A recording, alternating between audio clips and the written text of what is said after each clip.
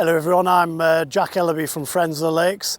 We've got an ambition here in Cumbria of creating and restoring 2,000 miles of hedgerows over the next 25 years. We have some amazing farmers, landowners and land-based contractors doing some great work with hedgerows all over Cumbria, but they're so busy running their own businesses they don't get time to tell their stories, share their learning and tell everyone about the great work they're doing. So this is one of a short series of videos we're doing so that we can celebrate and spread the best practice which is happening here in Cumbria. So we hope you enjoy this video and obviously pick up some tips, and importantly send it on to your neighbouring farmers, your peers and others who you think might be interested in sharing it. Right, I'm Andrew Kirkwood. I'm a hedge laying contractor. I've been doing it for the last 40 years or more with my dad and that. Dad's passed away, so there's only me now. But we cover all Lancashire, North Yorkshire, up into Cumbria. Well, anybody who rings up and asks, we usually go and try and do a bit for them.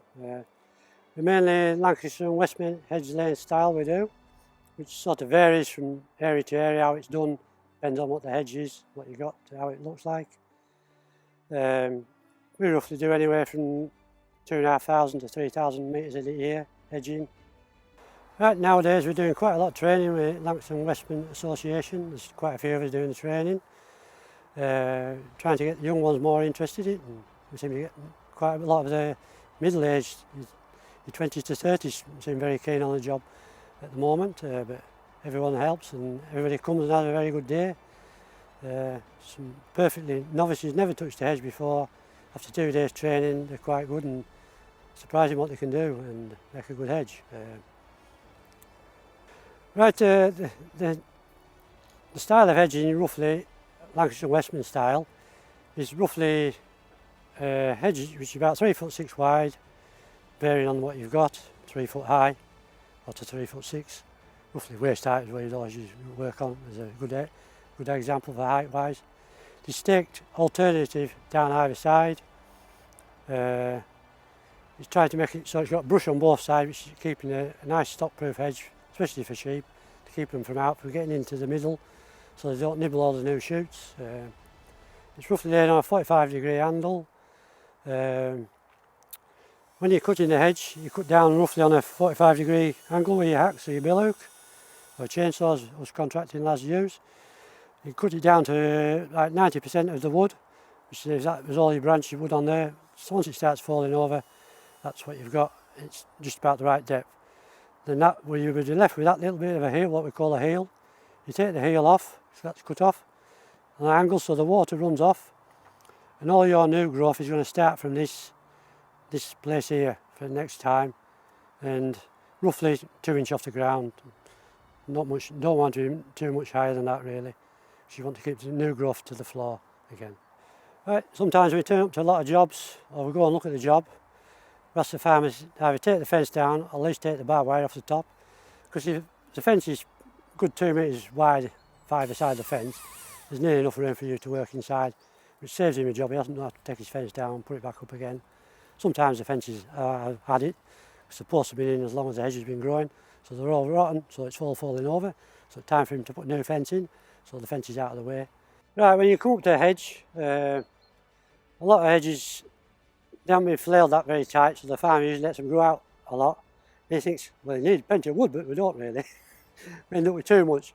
Because if it's overhanging the fence by a metre or more, you don't need any of that wood because it's far too much. What you need is what's on the hedge crop near the roof, mainly. Then you look at the hedge, you see that if it's got old liggers in, which is the horizontal ones at the bottom where it's been laid from last time, most of them near enough always have to come out because we don't need them. As long as you've got enough regrowth, but sometimes when you've got the old ligger, it has grown up shoots off the old ligger, and sometimes you need them if it's a gappy hedge and it hasn't been planted up last time. So you need them old liggers to lay off the front to keep the hedge full. Get a nice new planted hedge, which is say 10-12 year old. There's nothing rubbish in the bottom, all you've got to worry about is pulling tree guards off, which can be a pain. There's various types of different stakes people use nowadays. We have an old traditional copy stake or the sawn stake, which a lot of little sawmills are doing. The copy stake is roughly 80 pence to a pound. The sawn stake is I think 60 to 70 pence, depending which they are, and depending where you go, if you have to pay VAT on it or not, which helps to it. Some people, farmers, will would like copy stakes because they think they look better, depending where you go. Some gardens or something. Yeah, like if you're doing a big hedge with a lot of hazel in it, the hazel hedge has multiple of stems, so you will always get plenty of wood in that hedge, which you always won't need. And 9 times out of 10 you will be knocking quite a lot of stakes out if you want to. Some people don't say it's too much of a faff to knock them out, but I think you might as well knock a stake out if there's a stake there to come out of a hedge. So it's saving you a bit of money, the farmer a bit of money maybe. But that's it. When we're contracting, our chainsaw is nearly the predominant thing we use.